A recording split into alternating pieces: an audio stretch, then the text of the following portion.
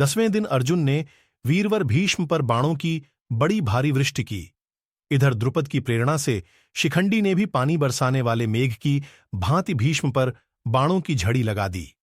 दोनों ओर के हाथी सवार, घुड़सवार, रथी और पैदल एक दूसरे के बाणों से मारे गए। भीष्म की मृत्यु उनकी इच्छा के अधीन थी।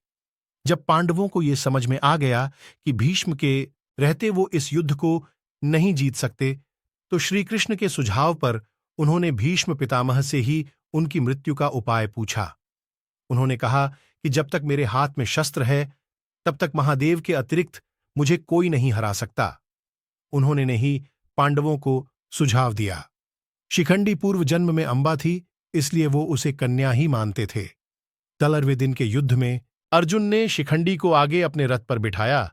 शिखंडी को आगे देखकर भीष्म ने अपना धनुष त्याग दिया। उनके शस्त्र त्यागने के बाद अर्जुन ने उन्हें बाणों की शैया पर सुला दिया। वे उत्तरायण की प्रतीक्षा में भगवान विष्णु का ध्यान और स्तवन करते हुए समय व्यतीत करने लगे। भीष्म के बाण शैया पर गिर जाने के बाद जब दुर्योधन शोक से व्याकुल हो उठा, तब आचार्य द्रोण ने सेनापतित्व का भार ग्रहण किया।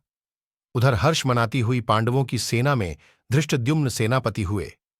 उन दोनों में बड़ा भयंकर युद्ध हुआ, जो यमलोक की आबादी को बढ़ाने वाला था।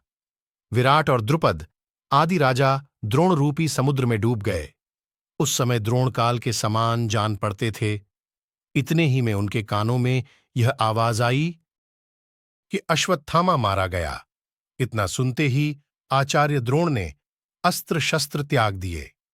ऐसे समय में धृष्टद्युम्न के बाणों से आहत होकर वे पृथ्वी पर गिर पड़े।